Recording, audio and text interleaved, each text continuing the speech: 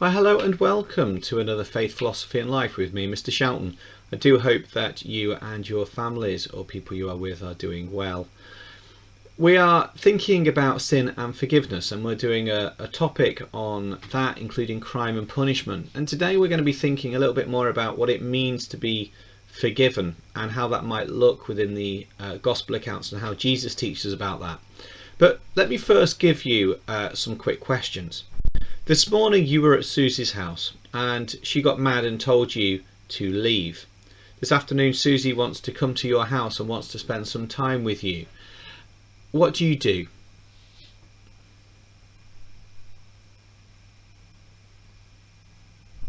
Okay, here's another one. Yesterday Ellie brought a mobile phone to school but you forgot yours. She wouldn't let you use hers when you needed to text home. Today Ellie forgot her phone and wants to use yours. What would you do?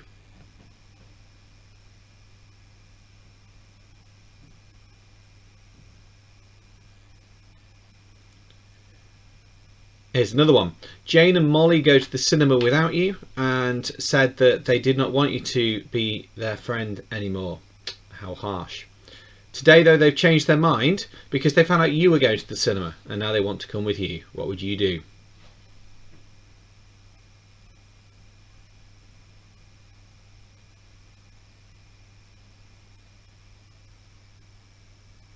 And then finally, last week Jill invited everyone in your form except you get a crisis with this lesson, except you to go to a party at the weekend. She handed out invitations during form and told everyone in the class that you were not allowed to go. You're organising a party for next weekend. Your mum's helping post out all the invites and she said you can invite everyone from your form and ask for all the pupils in your form's names so she can do invites. How nice, mother. What would you do? You see, that's really what we're thinking about today. We're thinking about difficult situations and how people might react and your choices that you have with that. So go and grab your pen and paper, and now you've done some thinking, here's our cheesy intro music.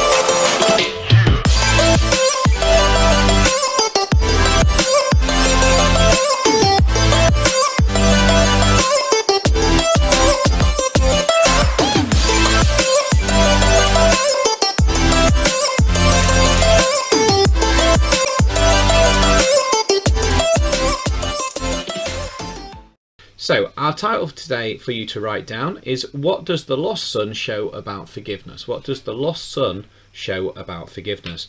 And our learning objective is to explore how the parable of the lost son can demonstrate forgiveness. During today's session then, it's going to be good if we can read out the parable of the prodigal son accurately.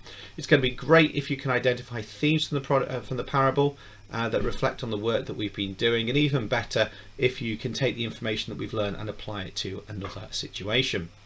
Now what I'm going to do is I'm going to start with a clip that I found explaining what a parable is. Now I have used this before on some of my other clips, so you may have seen this previously, but it's a really good explanation of what a parable is. So let's just watch this now. A parable is a concise, didactic story which exemplifies moral lessons or principles. But that really only helps you if you know what the word didactic means. Didactic, when something is both diet and galactic. Didactic. That's not true. All right, didactic is something that is intended to teach or morally instruct. Now, a parable is not an allegory or a fable, so what is it? All right, maybe I should just let H.W. Fowler explain it from his work, Modern English Usage. The parable is to enlighten the hearer by submitting to him a case in which he has apparently no direct concern and upon which, therefore, a disinterested judgment may be elicited from him.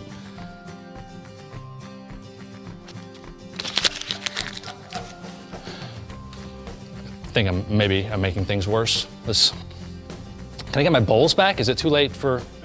Okay.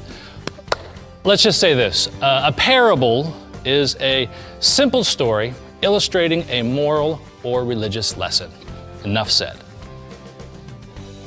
Having said that, let me say a few more things. Although parables tend to be about simple everyday things like a tree or a seed or a smaller seed, we often discover deeper meaning for our lives each time we read them. Now, Jesus frequently taught his disciples using parables. Although they seem to be simple stories, the disciples sometimes scratch their collective heads, wondering, what was Jesus talking about? The parables also confused and frustrated those who were against Jesus. But Jesus' intentions were to provide guidance for his followers to better understand the reign of God. Now, even for those who know little about the Bible, the parables of Jesus will always be among the best known stories in the world. There you go. Okay, so what we're going to do is we're going to think about the parable of the lost son, which is also known as the parable of the prodigal son. I've got this in two ways for you. I've got a media clip that we're going to watch, which I've got from a YouTube channel called The Prophet Suresh Isaiah. And then I've got the text as well for you to look at, which you'll find in the description below. They are both different. So the point of watching it is just to get the idea of some of the story in your head, and then what you need to do is you need to think about what the parable's about, how it shows forgiveness, and then you need to compare the clip that we're about to see to the biblical text. So first off, I just want you to watch this. It's one that I'm sure that you know already, but let's just watch this together. A man had 2 sons.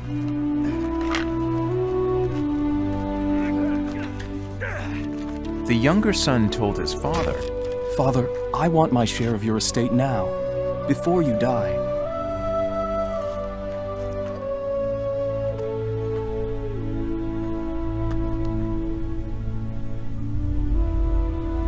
So his father agreed to divide his wealth between his sons.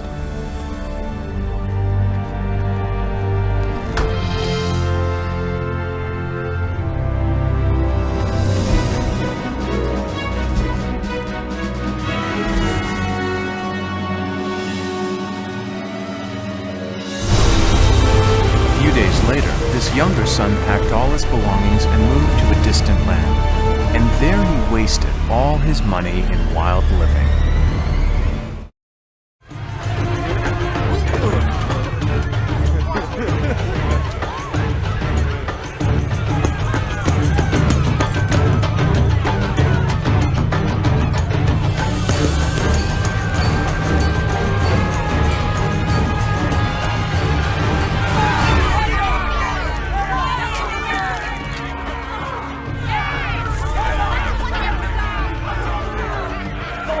Throw them again!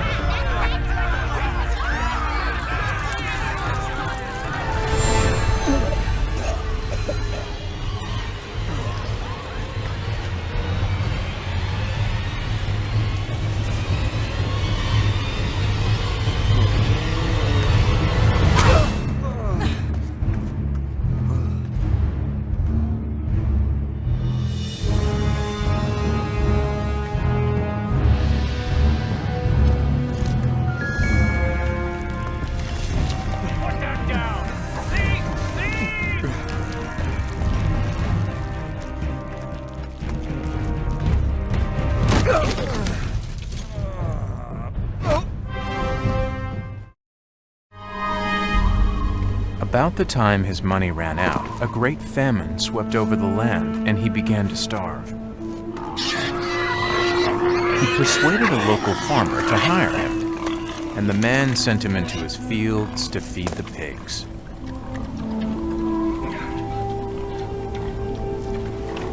The young man became so hungry that even the pods he was feeding the pigs looked good to him, but no one gave him anything.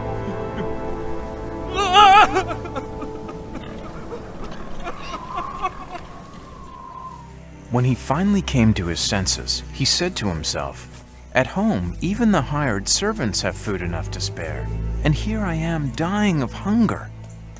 He wasted everything his father gave him. While he had the job of feeding the pigs, the young man became so hungry that even the pods he was feeding the pigs looked good to him. But no one gave him anything. Finally, he came to his senses and said, My father's workers have plenty to eat, and here I am starving to death. I will go to my father and say to him, Father, I have sinned against God in heaven and against you. I am no longer good enough to be called your son. Treat me like one of your workers.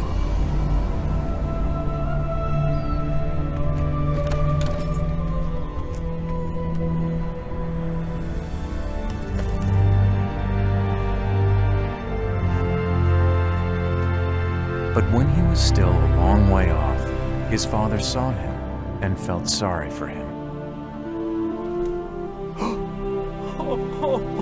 He ran to his son.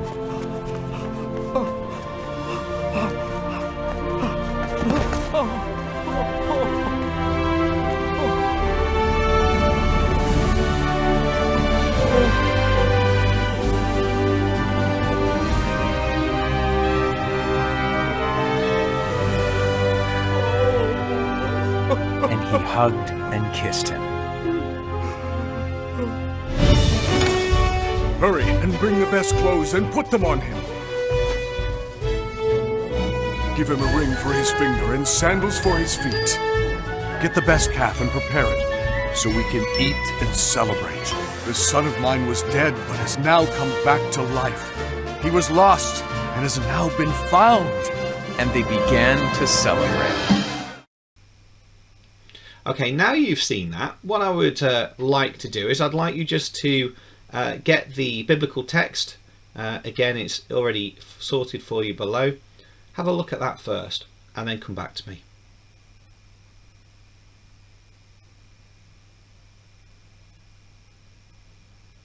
Okay, I wonder if you've been able to identify the ways that those two things are different. So if you haven't thought about that yet, have a particular look at the older son. Okay, that's all I'll say at this point. So pause me and make a few notes in your book about how's the older son come across differently in the clip that you've just seen and the text that you've just read.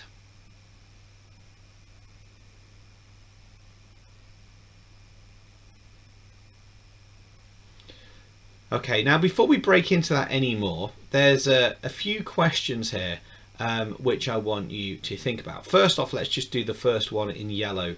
How would you have treated the son, the younger son? How would you have treated the younger son if that was you? So pause me now where you get something written down.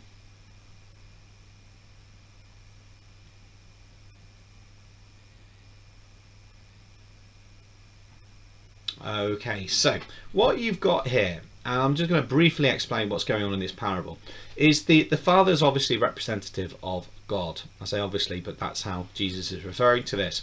The younger son is representative of people who have run away and basically who realise that they need God's presence in their lives, who realise they need Jesus' forgiveness.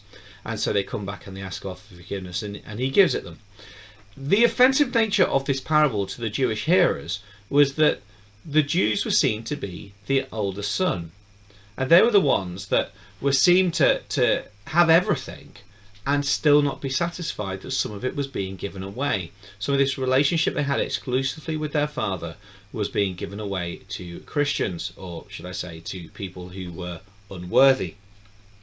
Now, what I find quite fascinating about this is that the father goes out to both sons, doesn't he? He goes out to the tearaway, to the lost son, but he also goes to the elder son to try and invite him in, and the elder son rejects him. So, looking at this parable, what would you say God is like with that piece of information? So, write something down in your books now about what you think God is like in this parable.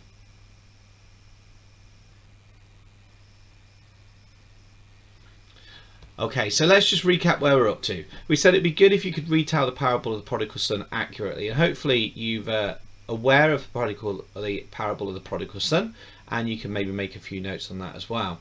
We can identify themes from it to reflect the work we've been doing about forgiveness. So this idea that there is no counting of mistakes, that the man in this parable is ready to forgive at a moment's notice just as soon as the other person said they're sorry.